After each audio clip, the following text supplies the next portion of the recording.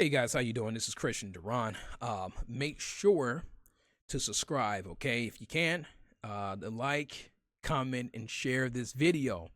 Now, you guys, let me just build the foundation for you, okay? To this video, okay? So there's a day Oscar. There's a Muslima there, and she is actually representing Islam. She's speaking for Islam. But the thing is, though, I'm not mad at her because I expect this from a Muslim to use al-taqiyya. That means she has the right to lie.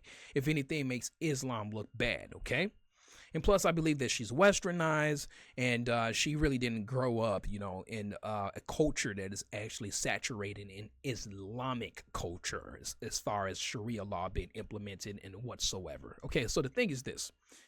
I'm not mad at her.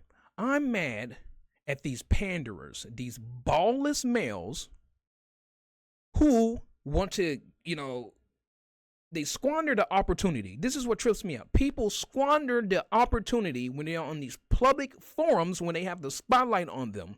They want to become existentialists.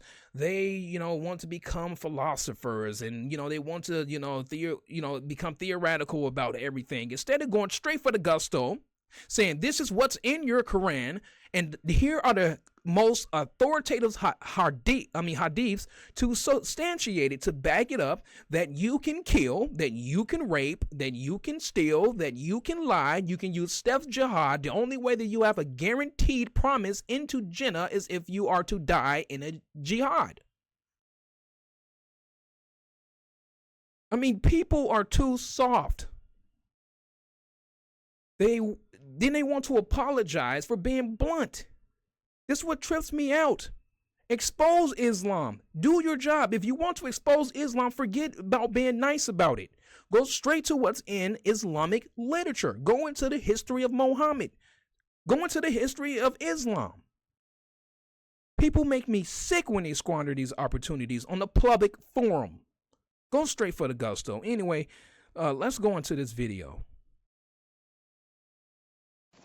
My question is actually to Susan. I'm sorry if I'm gonna make you uncomfortable. I'm sorry. Almost all my friends, or 9 out of 10, they don't really have a positive perception of Muslim. It's always linked to hatred or violence in the Middle East, or discrimination against women or other religions.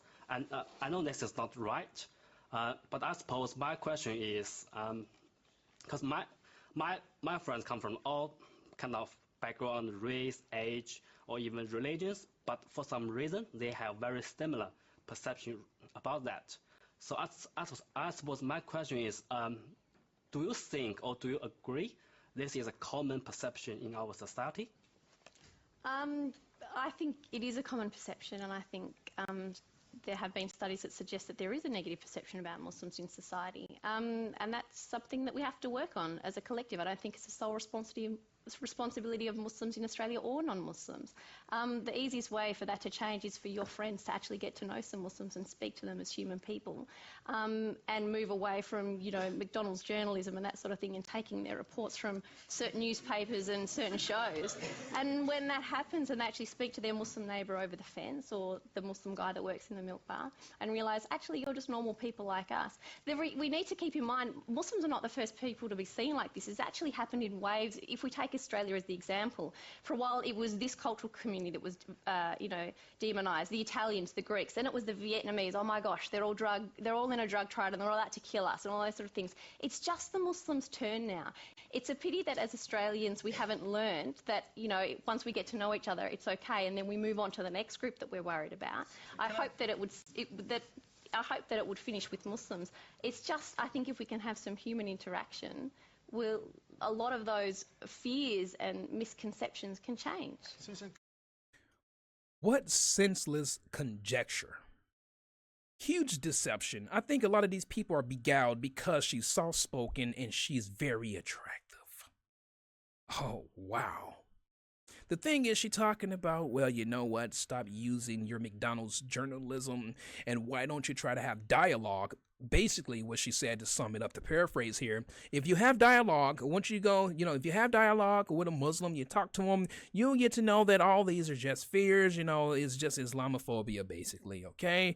And you know what? All these are nothing but false notions. perpetuated by the media about Muslims. Here's the thing. Muslims do not assimilate when they go to other countries. So, since they refuse to assimilate and they like to stay in a tribal setting or a tribal community where it's only other Muslims who they associate with, how is a person supposed to have a bridge for dialogue when they extend the olive branch and it's rejected each and every time? I live in a heavily populated Muslim Somali area. They do not socialize with non-Muslims, and it is like that everywhere they go all over the world. When will Muslims start telling the truth about what's actually in their Quran? And I'm going to be honest with you guys, for a litmus test, to test someone's integrity or whatever when they're going to your country, and it's obvious they are a Muslim, ask them, do you believe, no, is it in your Quran that you can kill, that you can rape non-Muslims, that you're not supposed to associate or assimilate with, an infidel, ruled, country or anything like that? And if they lie to you, don't let them come into the country. Have Muslims who's going to tell the truth about what's in the Quran. Muslims would never change Islam until they accept what's in the Quran and stop freaking lying about it. But they have to lie about it because they're commanded to.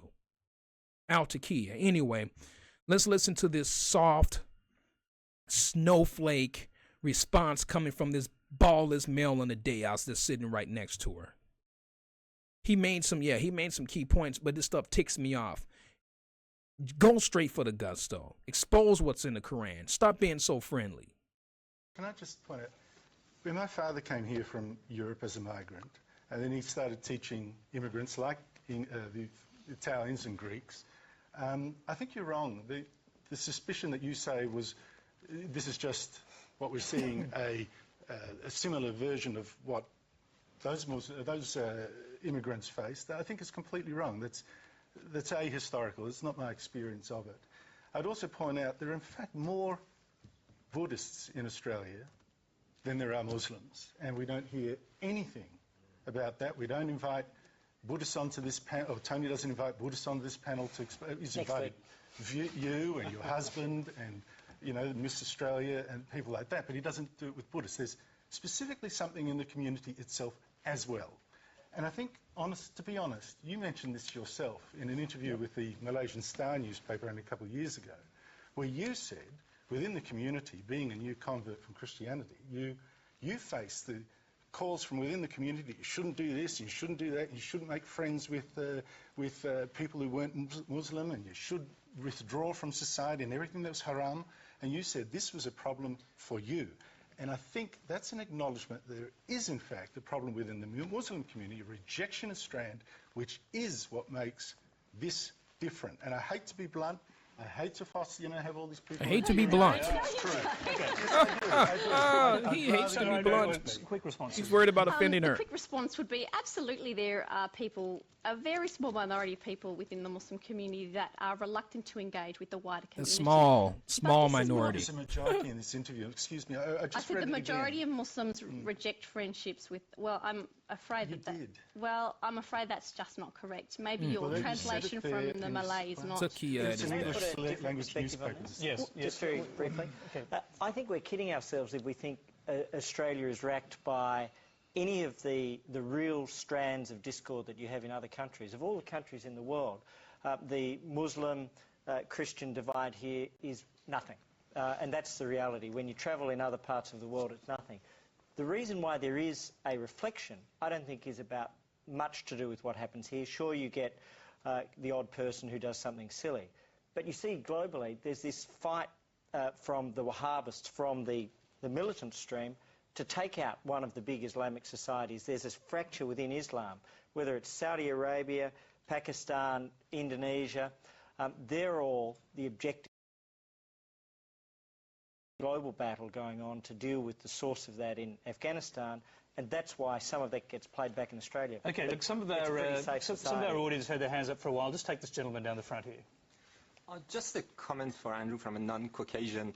I'm a Muslim and I'm trying to practice. He goes so the I sometimes fluff. pray and I sometimes fast and I occasionally drink alcohol. So we are talking about we are talking about 1 billion people. We can't generalize like Generalize. that. And again, just a comment that the whole and gentleman as well.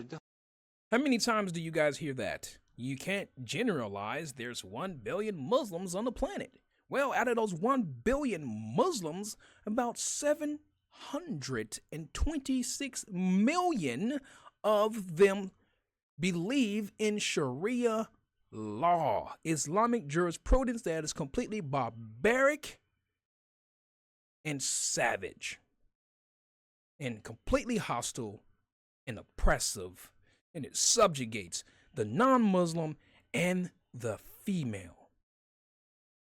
But you know what? It's a generalization. Yeah, it's a generalization. You don't want to generalize anyone that studies the Quran, because the Quran only has one interpretation. One interpretation. 3 authoritative hadiths that back up the Quran. People and this crap that they spew. Anyway, let's finish listening to this crap, this diatribe. The whole Taliban was created by American to oppose Russia. I mean, that was the whole start of the story. Build up to this issue. Of course, we should take responsibility. I agree with that. And we should basically clarify that what is the understanding that we have from Quran. But we can't just generalize like that. And please don't do that. You have the tool in the newspaper, and that's your...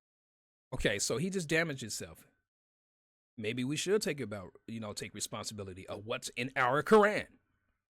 But we shouldn't generalize like that. What are you talking about? One interpretation, he admitted it's in his Quran. So take responsibility for it. Stop lying. Stop trying to cover it up. This is the problem. I have some... Oh, wow. You know what? I have a suggestion, okay? Maybe if people were brave, these Muslims, and I know it's hard, because here's the thing. I know it's hard for a Muslim to stand up and speak the truth about what's in their religion and what's wrong with it, because they can be ostracized and alienated, even by their family, and they can be honored, killed by a religion that's supposed to be the religion of peace. They can be killed and considered apostate, so they can definitely be killed. But this is the religion of peace. Muslims need to start telling the truth. When they're in the Western world, tell the truth. You are protected. Hell, we will protect you. Just tell the truth about Islam. That's all you have to do. Tell the truth. Anyway, you guys, thank you for your time. Have a great night.